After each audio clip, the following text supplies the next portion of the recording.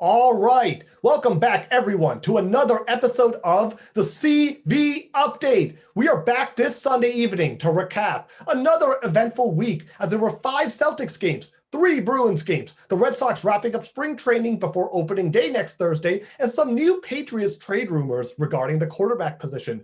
We will cover all of that today. And joining me, as usual, is my co-host, Rohan Venkatesh. Rohan, how are you doing? Good as always, and especially great this week, especially since we're making our YouTube debut this time. So to all of our listeners along the way, thank you very much. And to all of our people who are going to be new viewers, thank you even more. And I look forward to seeing you along the way. Yep, that's right. From this episode onwards, we will not only be releasing the audio onto Anchor, but additionally be uploading our videos onto our YouTube channel, The CV Update. This is another opportunity for us to bring our content to you, our listeners, and now also our viewers. So we are so excited to expand our platform onto YouTube. As always, you can also follow us on Instagram at the CV Update Podcast. But anyways, let's get started with the Celtics. Let's talk about them first. Big week for them, 5 games for them, and they also made a couple trades. They received Evan Fournier from the Orlando Magic in exchange for point guard Jeff Teague and 2 second-round picks. And Fournier this season is he's going to be a free agent at the end of the season, but he's having a pretty good year. 19.7 points a game, 2.9 rebounds, and 3.7 assists this season in 26 games, and he started. It's not much of a loss since he was going to be a free agent anyways. Well, that's the thing. Well, Fournier. Well, you mean for the Magic, for the Celtics, because he's a pretty big addition for the Celtics right now. Like, I mean, yeah. I think the first thing I look at for Fournier is the fact that, I mean, the 19 points a game he's averaging, that's kind of finally you have a replacement for Gordon Hayward. Gordon Hayward last season averaged 17.5 points, but obviously he's gone. He's with the Charlotte Hornets now. And with Fournier, maybe you finally found someone who can kind of give some extra scoring, much needed scoring for this team. Obviously, Jason Tatum and Jaylen Brown are there. They're your all-stars. They're terrific players. Kemba Walker, though, obviously kind of a down season. You're managing his minutes. He doesn't play the second night of back-to-backs, but he's still a solid player. Like even Marcus Smart, for that matter. Like Marcus Smart, I mean, he's the veteran on the team, but he's kind of been struggling as of lately. His minutes were kind of limited, and don't forget he was injured. Beyond Tatum and Brett. Yeah, that's true. I mean, but for the Celtics, beyond Jason Tatum and Jaylen Brown, they need more backup, and so this is much needed backup that they're getting. However, I would argue that it did come at a big cost in giving up Daniel Tice. That's a bad one. But to the argument that this does kind of somehow provide a substitute for Gordon Hayward, I'm not quite sure it really provides that, but it can definitely replace some of the offensive deficiencies while definitely getting these trades at a bargain. Well, think about it like this. Think about it like this, though, right? For Fournier, Jason Tatum and Jaylen Brown are your 2 best players, right? So they're going to be the majority of focus on the defense. So that's going to give a guy like Fournier plenty of opportunities to really make his shots. And he can score. If you leave him open, he will make you pay. So having now options like Tatum and Brown, he's averaging 19 in Orlando, and Orlando doesn't nearly have any of the talent that Boston has. The fact that he can now have 2 all-stars he can rely on for scoring, I think it's going to help this team now. Like, he's going to have open looks. I mean, he can definitely be someone who averages 15 to 20 points a game if the Celtics use him appropriately. Don't you think so? Yeah. So overall, I would say good trade for the Celtics in the sense that they were able to get somewhat players who could somewhat replace the offensive deficiencies that were kind of put in place after Gordon Hayward's departure. Obviously, like since Daniel Tice is gone, that's kind of that leaves a big hole. But it's more. I'm more curious to know why the Magic would have done this, considering they're kind of sitting near the bottom, and for the Bulls to get Daniel Tice and for them to send Mo Wagner over to Boston and Luke Cornett. Don't forget. Yeah. So I mean, like, it's a puzzling decision if you look at it on their part. But for the Celtics, there was a big price to pay, but in the grand scheme of things, it may not be so bad after all. And for a mediocre team, and I don't mean that in a figurative sense, they're literally mediocre. Oh, yeah. They're 23 and 23. So I say that in a very objective sense. And you've probably heard me say repeatedly on the show, on the podcast, repeatedly in the past, that that being mediocre is worse than sucking. Especially in the NBA. But Rohan, I did want to touch upon one point you brought up, and that's why Orlando is making this trade. It actually makes a lot of sense because they also sent Aaron Gordon to the Denver Nuggets. So I think what Orlando is doing is they've realized like they're bad, but they're not horrible. And in the NBA, you need to really be among the worst teams in the league to get a shot at the lottery, like the top players, because we've seen historically the top superstars in the NBA, they're usually first or second overall. Obviously, you have exceptions. Like we've talked about Giannis, Kobe Bryant, Kawhi Leonard, who were picked outside of the top 10, and they are all superstars. I mean, Kobe, obviously, it's a Hall of Famer.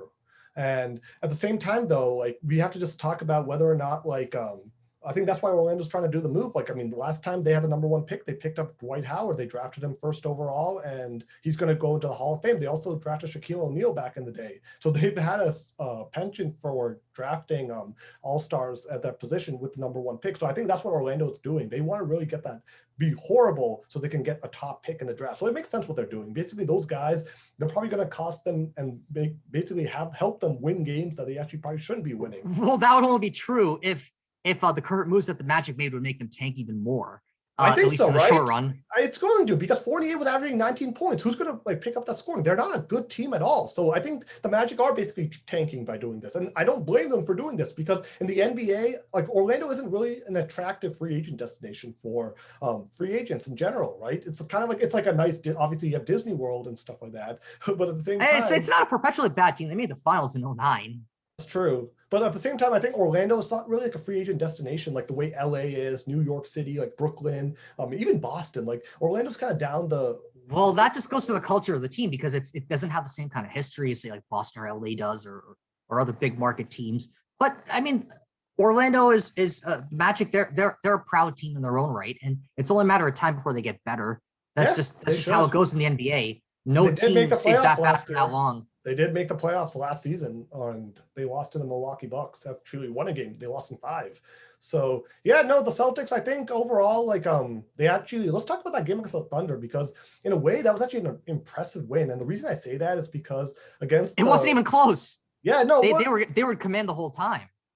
No, but it's not just that. It's the fact that like you win by 17 or 111-94, but at the same time, it's on the second night of a back-to-back. This was like a trap game. This was a pure trap game. Like you had just come off such an emotional win against a really good Milwaukee team. 8 wins in a row they had. Oh yeah, the Celtics historically haven't been good in back-to-backs, and especially considering the fact that they usually don't play Kemba Walker in back-to-backs. Well, they don't at all, because they want to rest his knee. So the fact that they were able to go and actually convincingly, like Jason Tatum, 27 points, Jaylen Brown, 25 points, Peyton Pritchard off the bench, 12 points, Carson Edwards off the bench, 12 points. Your bench really helped you this game. And maybe we're starting to see a turn now. Maybe we are, but we don't know for sure. Tomorrow we'll really see, because guess who they're playing tomorrow? The New Orleans Pelicans. And you know why that matters? Because the last time they played the Pelicans, they blew a 24-point lead. So I really want to see how they do this time, because if they go up by 24 I hope they go up 24. I hope they go up by even more. Well, actually, no. I actually, on second thought, I hope they don't go up by 24, because that would be a jinx.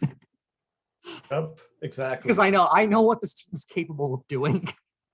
Exactly. So it's going to be interesting for sure. But I don't know. I do want to say, like, I mean, I think, and of course they're not that great in OT either. Like they had another OT loss this past week against Memphis, but they were very depleted that game. It was just Jaylen Brown who was playing. Jason Tatum last second was out for that game. So it was really they fought hard though. They did fight hard though. It just wasn't enough though. Unfortunately, even that game that they lost against Milwaukee, not the first one, not the second, but the second one they won. But the first one, they should have won that game. They came from a 25-point deficit, and Daniel Tice in the last second, he had an open 3-pointer. Oh man, but that was the game. And that turned out to be his final shot as a member of the Celtics. What a way to finish your tenure with the team. That's unbelievable, man. I think unfortunately that game was also where Marcus Smart also had some unfortunate moments at the end of the game where he kind of bricked a couple shots pretty badly. He also turned it over and just didn't have a great game at the end. But yeah, no, like I think the Celtics, and I just want to also talk about Daniel Tice a little more, just because his trade, I think the reason for this trade is actually kind of meaningful, is that it gives Robert Williams a larger role on the offense now. He's actually been playing pretty well against the Bucks, 7 points, 9 rebounds, and 5 blocks. And he's become a very good defender, and he's going to continue to get better as he continues playing. So I think at the same time, I think the Celtics team is actually going to be pretty good now. And I think we'll see. Like, I mean, I'm by pretty good, I think there'll be a tough sell. There'll be a playoff. That's a tough sell. Well, here's the thing. I mean, by good team, I don't think they're not beating Brooklyn. They're not beating the Nets. Yeah, I don't think they're contenders. I want to be wrong, but I don't think they're contenders. Well, to be fair, only I really see Brooklyn as a contender in the East because maybe Brooklyn, Philly, potentially Philly. Philly, yeah, with Embiid and Ben Simmons, and they do have a good coach in Doc Rivers. So yeah, I'll give it Philly too. Milwaukee, I honestly don't really buy. I mean, I think obviously Giannis is a terrific player. They have a good team, but I don't see Milwaukee as a real contender. I really see Brooklyn. I think Brooklyn's. I mean, if you ask me for my finals pick, I see Milwaukee going to the conference finals and losing to Brooklyn or Philly, one of those two teams. Yeah, I mean, yeah. So Brooklyn is still my clear, like, I see them winning the finals, to be honest. Even if Kevin, but I still see either way. I would see that series going at least 6 games. It's the East is pretty competitive. It's not. I don't see it as much of a runaway as say the West. Maybe I mean you have a few. Well, the West is what you have the Lakers and the Clippers and the Jazz. Lakers and the Jazz. Yeah. So I mean you got 3 good teams over there. And don't forget Denver. Denver just made it to the Western Conference Finals last season. That's a good team. So yeah, this is probably one of the most competitive basketball seasons I've seen in a while because usually like 1 or 2 teams just running away with it midway through the season. It's not like that. Having Golden State just run to the finals every year and like just not be challenged. But it's better than like those 4 straight years. Like every year it's just like Cavs Warriors. LeBron, Steph. Okay. Now we got other players to really look at. So it's good for the NBA. It's good for the game. It's good for the game of basketball. It's good for the fans.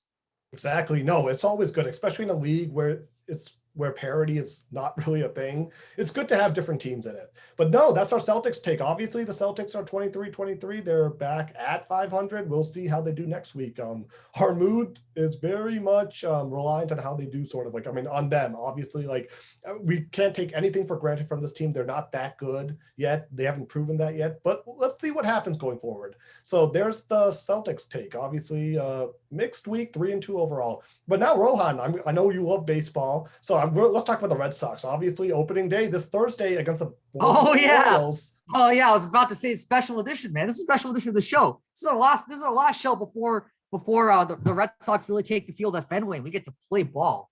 Yeah, and this might be your chance. This might be your chance to really talk about them because if we don't do well, then we're probably not going to be wanting to talk about them that much, right? In the season. Well, yeah, I mean, like the way I see it, I don't think the Red Sox. Obviously, like my expectations are tempered. I don't really see them really contending for a title. Just the way that the AL East looks this year, it's so stacked.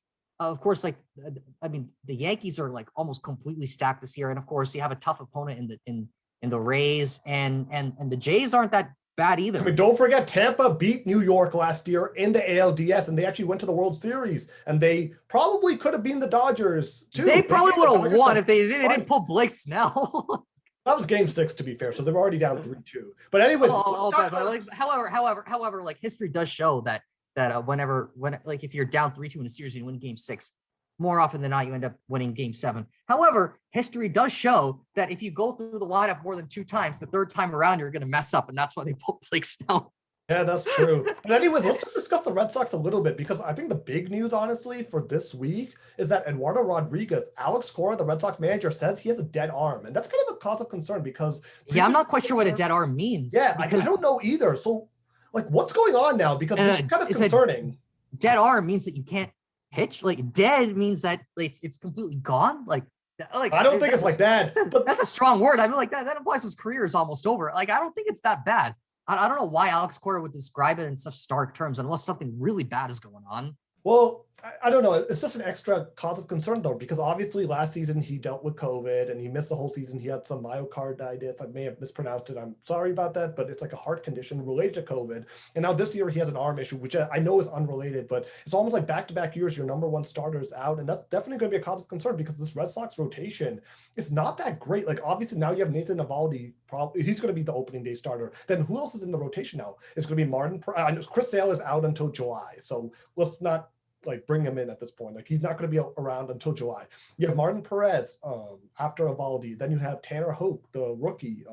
He played well last year. And then Garrett Richards. We talked about him a couple weeks ago. We have no idea what to expect from Garrett Richards. Garrett, I mean, like, honestly, if there's any source of hope, if there's a reason that the Red Sox end up surprising this year, it would be because JD Martinez outperforms and he has a great offensive year. That's possible. That is possible. I actually think that's possible. And Garrett Richards has a Cy Young kind of year, which is wow. also possible, unlikely, but still possible. But if the Red Sox are to outperform, that's what I think it would take. Yeah, pretty much. I mean, okay, But yeah, the way I like see it, that. but the way I see it though, I don't really see the Red Sox getting more than 85 wins this year. I kind of see them finishing third, maybe fourth in division. I don't see them making the playoffs. They're not going to be terrible. Okay, of course. okay. So we're going to predictions, right? They got Kike Hernandez coming in. Alex Cora's back. They got that working for them. Erod potentially coming back. That's potentially going to work for them. If Chris Sale is healthy, he shows up in July, has a good year. That's going to here's the thing. So boost their win total. Here, I'm going to let you. Rohan, sure. Just 1 second. I just want to say this because you're going through like each of the things, like the parts of this team. But I just want to quickly just give at least to our listeners, I want to sort of give the projected lineup to this team. So first base, you have Bobby Dahlbeck. He's had a very strong spring training, and he's also a possible Rookie of the Year candidate based on what I've been reading about him. So that's pretty encouraging. Kike Hernandez, you mentioned, signed from the LA Dodgers this offseason. He's going to be your second baseman. Xander Bogaerts, your shortstop. He's always terrific. Like I'm pretty sure he's a veteran. He's your captain. Let's be honest. We don't have to worry about, we don't have to worry about Xander Bogaerts. Xander is your captain. He's your most consistent player. He gives it his all. Rafael Devers at third base, slow starter on offense usually, but he should be fine again. But the question is always with him, it's going to be the defense. Catcher Christian Vasquez, he's pretty good at what he does. So I like Vasquez. DH JD Martinez, you brought up how he struggled last season, but can he rebound into his 2019 form when he had 36 home runs, 105 RBIs, 304 average? If we can get that JD Martinez or the one from 2018, the Red Sox are back in business on offense. And then the outfield is pretty much kind of interesting because obviously we talked about this a couple of weeks ago, that 2018 outfield that won the championship, that's gone now. Instead, you have Alex Verdugo, and now it's going to be time for the Red Sox. Obviously, Verdugo with the centerpiece from the Mookie Betts trade. Yeah, right? I mean, like he's going to have to be somehow the replacement for JBJ, and that's going to be a tough sell. I mean, I'm not saying that he can't do it, but he's got a lot to prove. Yep. And then you have Franchi Cordero, who you got from Andrew Benintendi, the trade with the Kansas City Royals, excuse me, and Hunter Renfro. We talked about him a couple of weeks ago, too, when Anirban and Ravi were on the podcast. We talked about how Renfro is very much a power guy, but he also he doesn't hit for average very well. But at the same time, he also hit for power in San Diego, and that is a very pitcher-friendly ballpark. So Fenway is a very hitter-friendly ballpark. So hopefully, maybe he can take a shot at 40 home runs. Well, not really so much for home runs. I mean, if you hit it to left field, you got to hit it over the monster. But it is a doubles pole. It is a doubles friendly park. You got the pesky pole, but good luck hitting a homer if you hit a center field, especially if you hit it like near the triangle. Like that's true. You hit it like it's very rare to hit it past there. Not saying that it hasn't been done, but in that sense, Fenway is one of the weirder ballparks. But that's kind of what makes it unique, and that's kind of what makes the experience of a Red Sox fan what it is. Yep, exactly. And also I wanted to cover the bullpen too. So obviously,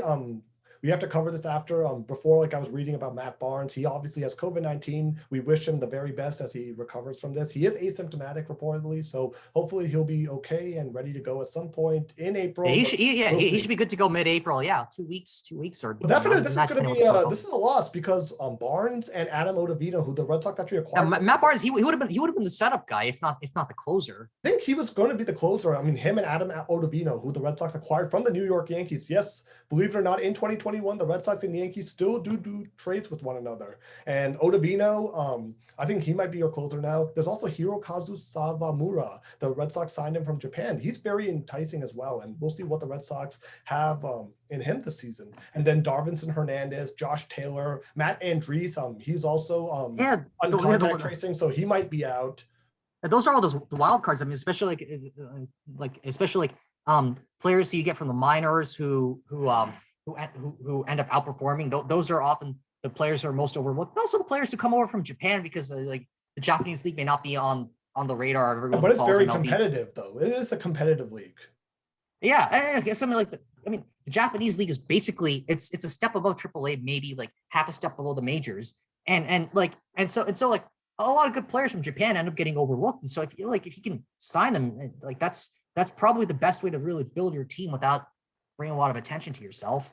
Yeah, Sawamura is actually very interesting because he did do well as a closer, but that was like 2015 and 2016. And Alex Cora has said that for now, Sawamura won't be used in the closer role. But also at the same time, I think Garrett Whitlock. He's had a very strong spring, so he's going to be pretty good. And historically speaking, the Red Sox have done well with Japanese relievers. Whether it was Hideki Okajima back in 07 or Junichi Tozawa, Junichi Tozawa, and of course Koji Uehara, 2013. So that was also Daisuke Matsuzaka. He was a starter, but he was good in 2007 and 2008. In 2007, he was big for the team when they won the World Series. So yeah, I mean, like, you never underestimate Japan. That's like I firmly believe in that. Absolutely. So yeah, though that's definitely the case. And like I know Rohan, we kind of talked about some of the predictions. You mentioned the Red Sox at 85 wins. So I'm just going to give. Do you want to give like your AL East winner and what your World Series prediction is? Yeah. So I'm gonna go with the. It's painful for me to say this, but I think the Yankees are going to pull off the AL East, and I'm going to say the wild cards are going to be the Blue Jays and the Rays. I think the Blue Jays are going to be in third. The Rays are going to be in second. Probably the Blue Jays are going to win the wild card game. They're going to be an away team. That's just what I'm speculating right now. And the Red Sox are going to narrowly miss the playoffs with 85 wins, and they're going to be fourth place in the division. And the only sub 500 team in the division is going to be the Orioles. And the Red Sox are not going to be a bad team, but just because of how tough the AL East is, that's kind of how I see the AL East going. When it comes to the other divisions or the playoff seedings, I would have to say that the Yankees are probably going to make the ALCS, and I would have to say they're probably going to end up making the World Series as well. I'm going to go with Yankees Rays ALCS, Yankees to the World Series. But in a twist, I'm going to say that they lose the World Series to either the Dodgers or the Padres. Interesting. Okay, so you kind of stole my thunder there. So basically, yeah, I also have the Yankees winning the AL East. For my wild cards, I don't know. It's going to be interesting because obviously Toronto, they have George Springer. Tampa is coming off a World Series. You can't ever underestimate Tampa, especially what they do with that small payroll. So at the same time, but I'm going to go with, for my wild cards, I'm going to have some fun. I'm thinking the Chicago White Sox. They've made some. Cool, White Sox, interesting. They're a very interesting team to watch. I'm going to go with the Chicago White Sox, and also I'll give you the Rays. I think the Rays are still going to be a good team. I think they'll be a wild card this year. And my World Series, you mentioned, you kind of stole that too. I'm going to go with the San Diego Padres over the New York Yankees. That's actually a 1998 rematch when the Yankees won that in a sweep. That year, the Yankees won 114 games, and the Padres actually won 98. A terrific season, but they got swept. So I think it's going to be a little bit of revenge from 1998 for the Padres to win at their first championship. But not only this, I'm going to predict that this is going to be the first championship for San Diego sports history, because neither the San Diego Chargers have ever won a Super Bowl. And they of course, are now in LA. They don't even have a team now. The Padres are their only team now.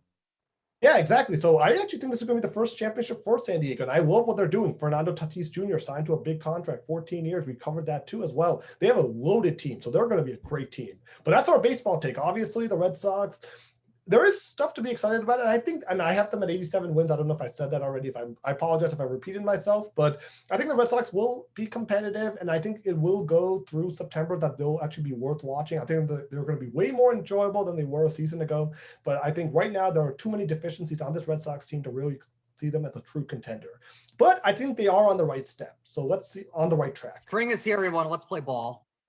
Exactly. But that's going to be our take. Obviously, from next week onwards, this is our last show where the Red Sox are not in season. So from next week on, we'll also cover the Red Sox every week, just like we do with the Celtics and Bruins. But anyways, Rohan, let's talk about the Bruins now. Obviously, a very disappointing loss just earlier today against the Devils, 1-0. Again, the second straight 1-0 loss to this Devils team. And I don't know. I don't know what is going on with this team. And it's like they're not defensively bad. They just every once in a while they give up that really bad goal. I mean, Halak was fine. I mean, he just allows one goal.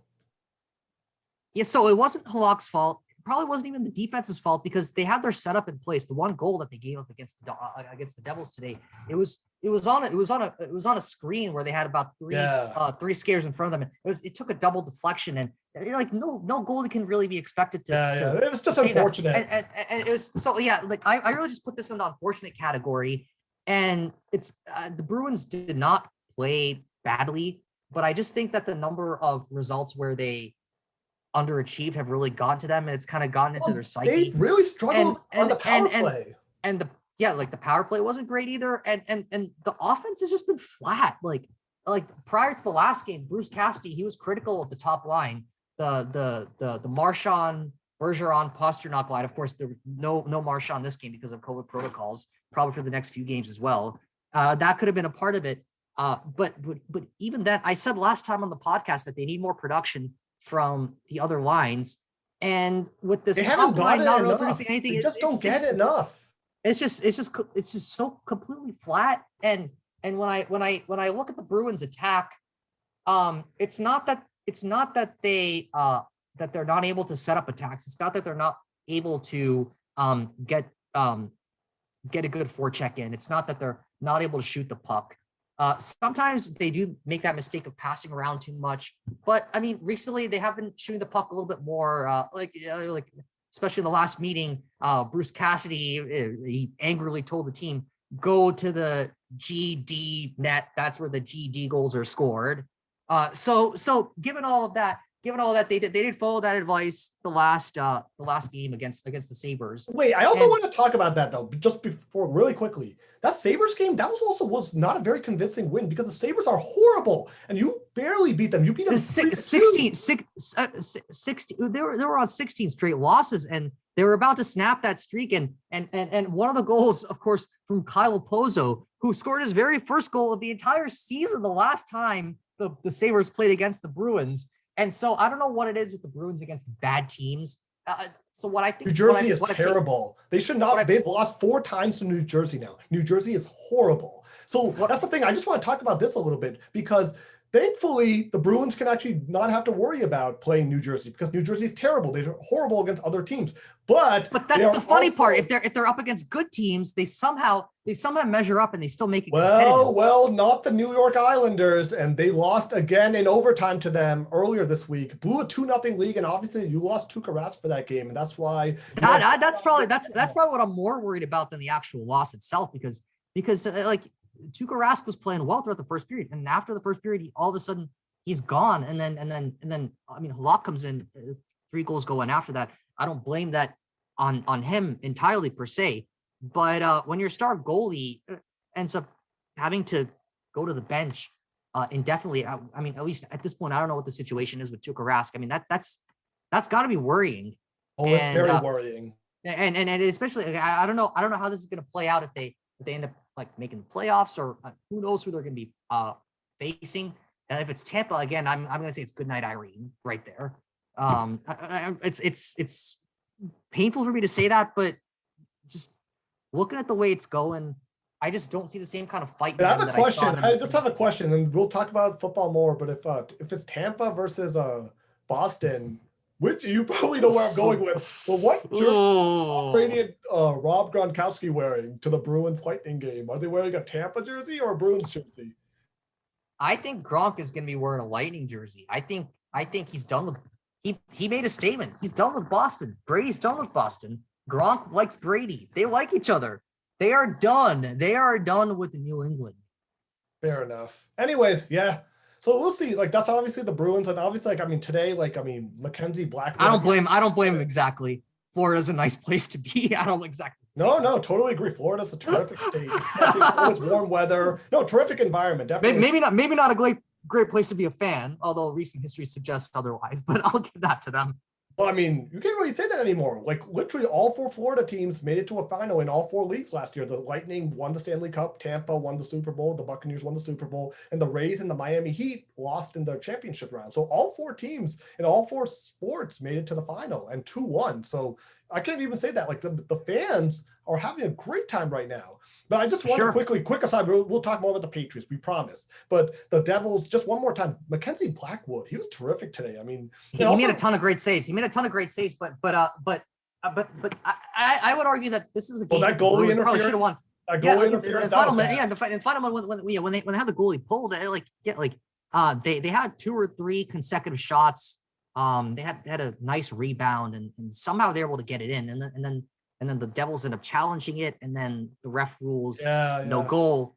However, they were in the crease, and as far as I know, once you're in the crease, there is no goalie interference. Yeah, there shouldn't. I don't know what was going on, but it was an inconsistent ruling. Obviously, I don't blame the refs for the second call where the puck wasn't fully crossed across the line. That was afterwards. I mean, it's a good thing that they reviewed it. That was the right call. They actually But, ruled it as no goal. They actually said it wasn't a goal initially. So I think that was actually the right call. But there were earlier opportunities in the game, like for example, like with the Bruins on the power play late in the first period. There was a clear call, like a tripping call, which should have gone the Bruins' way, and the refs didn't call it. Yep. It would have been a 5-on-3 at the time. And then late in the second period, they had a double minor. They couldn't really get anything going there. And so, I feel like the Bruins, like, they're a good team. They shouldn't have to like rely on this stuff to beat a bad Devils team. Like, for some reason, they just really struggle against New Jersey. So this is definitely like a little bit this is pretty concerning, but fortunately they won't have to worry about New Jersey in the playoffs likely. So we'll see about that. But anyway, that's our Bruins segment. Rohan, do you have anything else you want to say about the Bruins before we move on to the Pats? I like the Bruins look pretty mediocre right now. I'm not saying that they're going to miss the playoffs. They're probably going to just squeak into the playoffs. They can probably make a great run, but they have a lot to. There's a lot left to be desired out of this team, and it's not just the second, third, and fourth lines. It's the top line that's not producing, and they seem to play down to their opposition.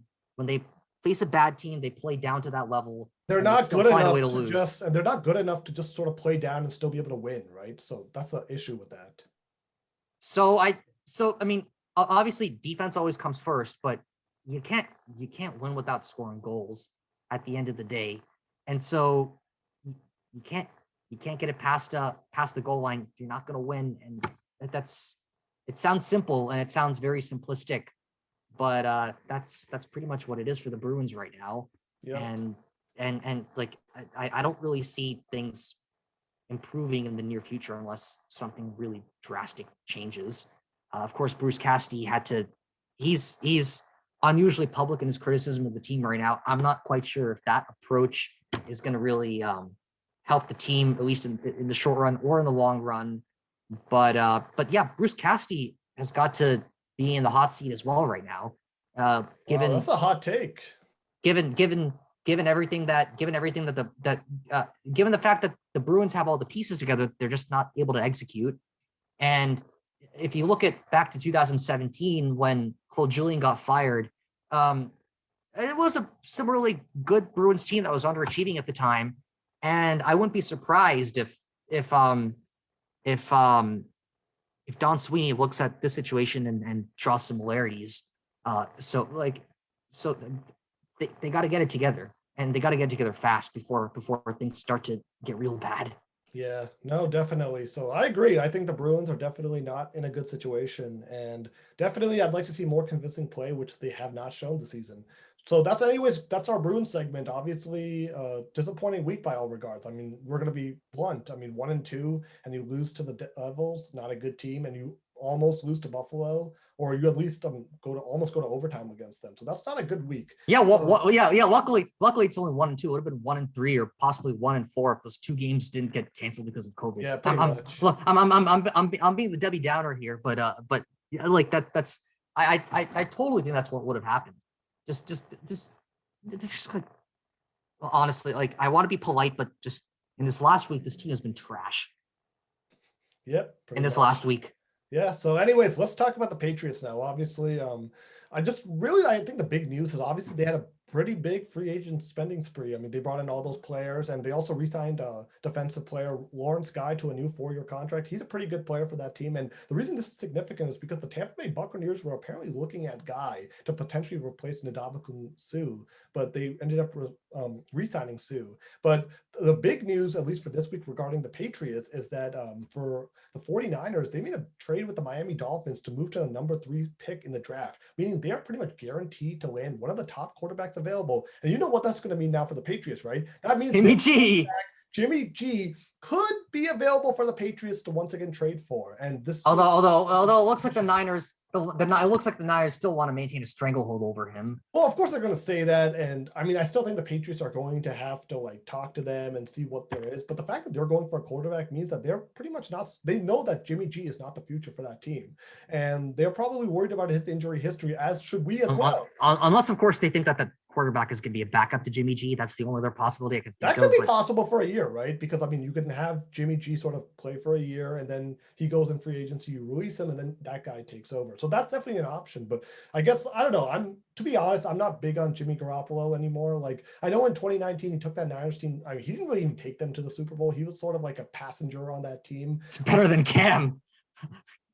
That's a very low bar. So let's not go there. But Hey, like, look, I mean, like you said last week that the Patriots are somewhat more competitive because a good team around Cam is being built right now after yeah, I those mean, series you of got him good blockbuster wide trades receivers. that they made about a week and a half ago. So if the team can be competitive with the QB like Cam, just imagine what they could achieve with the QB like Jimmy G. Well, here's the thing with Jimmy G, right? And the thing that kind of worries me is like his durability, because in 2018 and 2020, he missed significant time due to injury. In 2019, obviously he's healthy. You go to the Super Bowl and they lost to the Kansas City Chiefs. But the thing with Jimmy G that sort of worries me is his durability. Even in 2016, he only made it through one start because he played the Arizona Cardinals week 1 and they won that game. But the next week against the Miami Dolphins, if you remember week 2, he actually hurt his shoulder and he wasn't really the same after that. You had Jacoby Brissett come and start those other 2 games, the 4 games that Brady was suspended due to Deflategate. But as a result of that, Jimmy Garoppolo, he's had this injury concern for a while. He is I think he's a solid quarterback. He's a solid bridge guy. But I don't know, like, do the Patriots really want to like give up like whatever the 49ers could be asking for Jimmy G? It could be a first round pick. I mean, the thing is they actually gave up a second round pick. How valuable is a first round pick? How valuable is it? It's really? very valuable, very valuable. You know, like one of the best. Look, dude, the best signings have been deep down, like several, like I don't know, like what round of pick was Brady? Like, okay, Brady is an exception to the rule. Pretty much most quarterback. I don't have the number right now in my top of my head, but pretty much I want to say like most quarterbacks are first round picks. The only exceptions I can think of obviously are Tom Brady. I mean, he's the GOAT. He's the exception to this. Okay, he is not the rule by any means. Draft picks are important, but if you're going to get a good player in exchange for a first round draft pick, it's not a bad trade if you ask me. No, it isn't. But it matters who you're going to get out of it. So obviously, okay, Brady, Dak Prescott 4th round, Kirk Cousins 4th round, and really that's all I can really think of right now. Maybe I'm sure there are other players who are 2nd round, maybe who are in the NFL starting, but those are the 3 I can think of off the top of my head who are probably among the better non-first round picks. Obviously, Brady's the GOAT. We're not going to dispute that right now. This isn't the show to say that he is or isn't the GOAT. He is the GOAT. I mean, that's all of us can agree that. But anyways, he's an exception to the rule. Brady. I'm pretty sure that everyone from the other 46 states in America would beg to differ. Well, okay, but I mean, we can 44 actually. We can get into that argument on a different day, but I mean, it's hard to argue against 7 championships. So anyways, yeah, I think the Patriots, I also one other news, kicker Nick Folk, he's back with the team. And you know why this is important, right? Because Nick Folk last season won you 2 games on his last second field goal, like on Monday night against the New York Jets, and then against the Arizona Cardinals, 2 last second 50+ yard field goals. So I think he's a pretty good kicker. And I think that kicking game is, since Stephen Gostkowski is obviously no longer here, I think it's good to have a guy like Folk as your kicker for next season. He's pretty reliable on extra points, field goals. Any field goal 40 yards or less, he's pretty much automatic. Exactly. So I like it. So I'm not too worried about the kicking game. Rushing game, I guess, is okay. Passing James game, White is back. Oh, that's another big move. James White is back. So yeah, Super Bowl 51 hero. So that's gonna be good.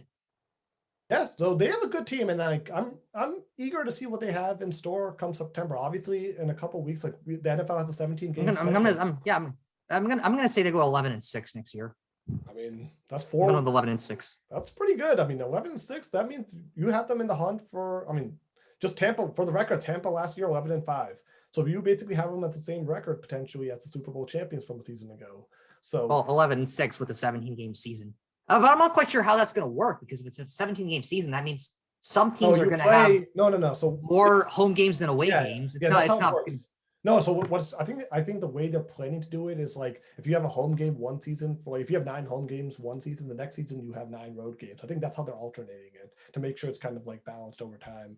So I think based on what I've heard, I believe that 17th opponent is going to be another NFC team. Like it's going to be the who finished in the same place that you did. So the Patriots finished 3rd, for example, and I believe this year the AFC East is going to be paired with the NFC East for that 17th game. So basically what that means is the Patriots are likely going to be playing the Dallas Cowboys, who finished third in the NFC East in 2021. That's going to be the 17th game. That's what I've heard. I don't know if that's official yet or what's going to happen, but that is the plan for at least next season. Whether or not that game is home or on the road, we also don't entirely know yet. And maybe there are some scheduling. We'll find out in a month. Yeah, they're going to be up against Dak Prescott. It's going to be a good matchup.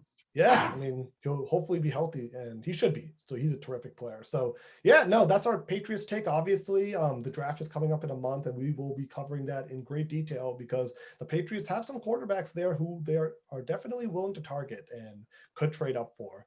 But yeah, that's our show for this week. Obviously, this was a lot of fun doing the video recording, and we're so excited to offer you the video in addition to the audio. So please, as always, smash that like button and subscribe to us. And we look forward to providing you terrific content as everything goes forward. So thank you guys for listening today. Have a good night. And we will be back next weekend to cover another week in sports news. But until then, stay safe. Play ball. And have fun. Yep. And play ball. Enjoy the baseball season for all you folks who are into it. Anyways, have a good night, guys. We'll talk to you soon. Bye. Peace, everyone.